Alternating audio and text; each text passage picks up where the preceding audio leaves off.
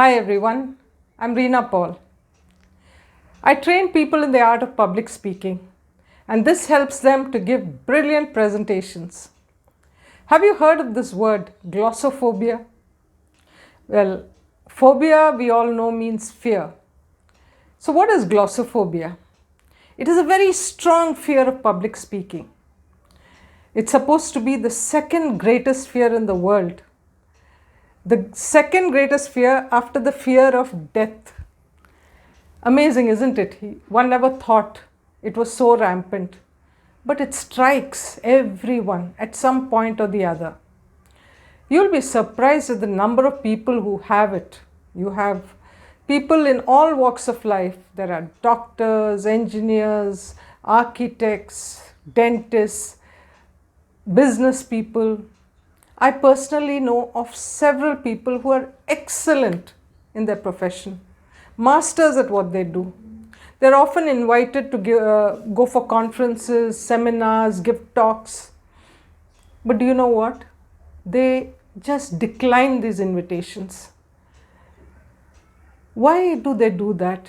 Just because of this one fear, the fear of facing an audience. As a result, the career suffers. Many celebrities have had this horrible stage fright. People like John Lennon, Steve Jobs, that amazing speaker and presenter, he had it. He used to practice innumerable times just to get over the stage fright. Warren Buffett, I believe even Gandhiji had it. Abraham Lincoln, Thomas Jefferson, there's so many who've had it. Now, people sometimes think it's just a psychological thing. It's not psychological, it is physiological. You actually find your BP going up, your pupils dilate, and maybe you start sweating, your hands tremble, voice shakes, so many things happen. So it can't be just psychological. In fact, this is an ancient response of man. It's called the fight or flight response.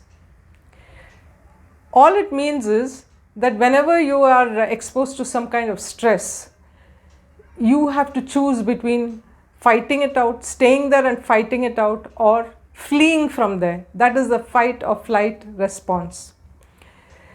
So that's how stage fright has come into being, and here the stress which is triggering this stage fright is the fear of the audience.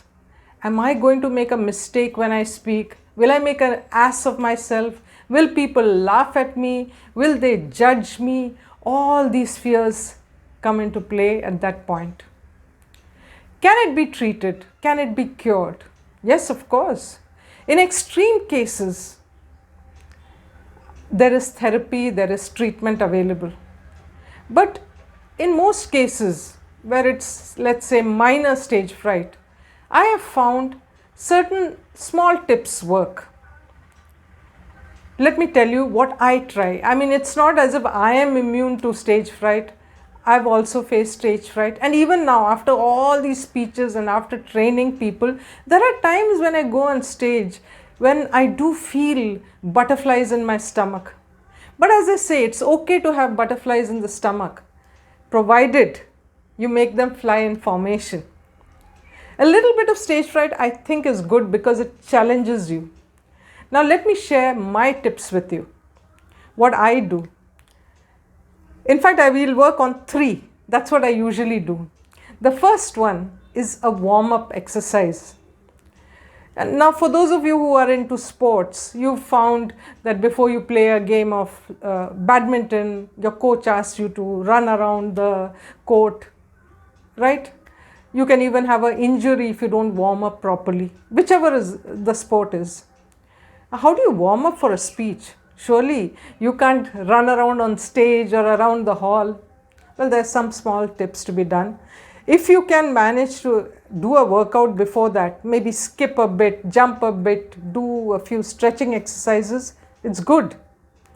Because straight from the chair to the stage, it takes time to get used to that.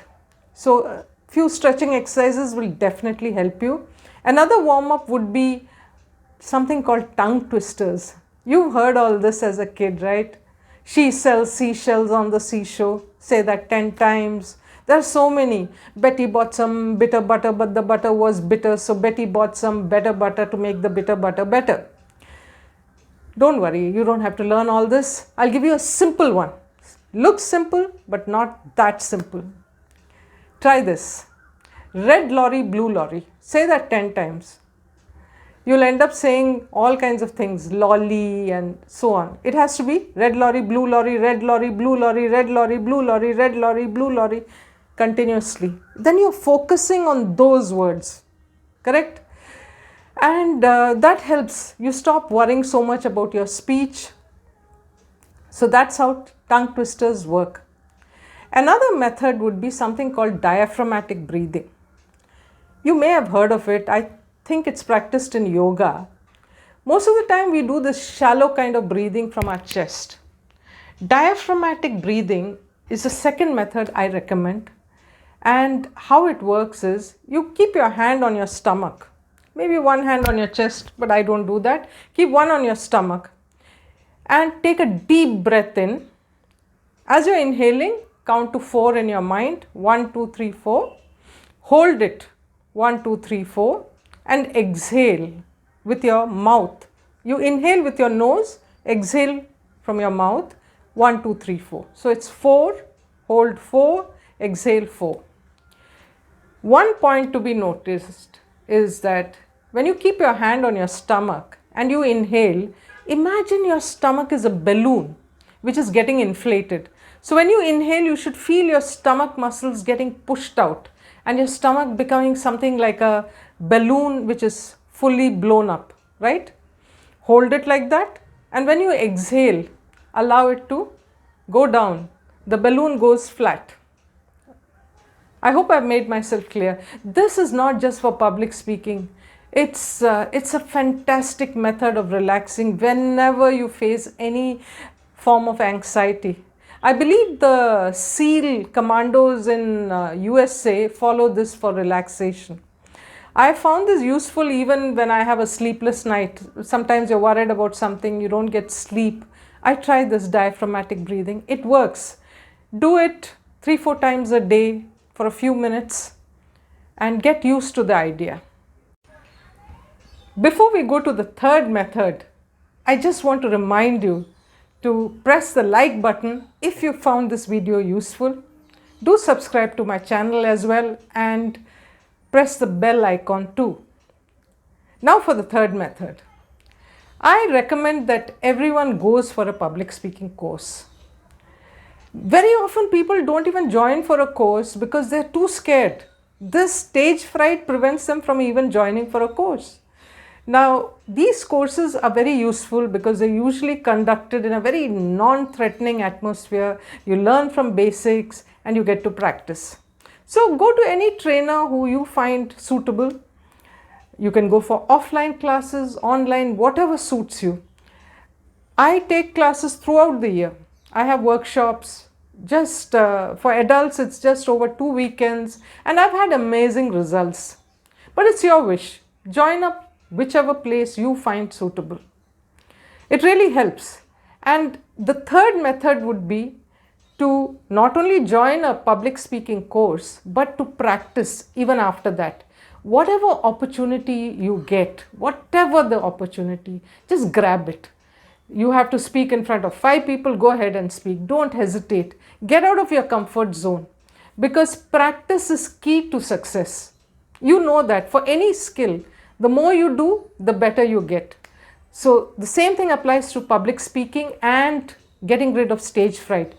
The more you practice, the faster your stage fright goes away. I'd like you to just keep one thought in mind. It's a famous quote. Do the thing that you fear the most, and the death of fear is certain. Thank you.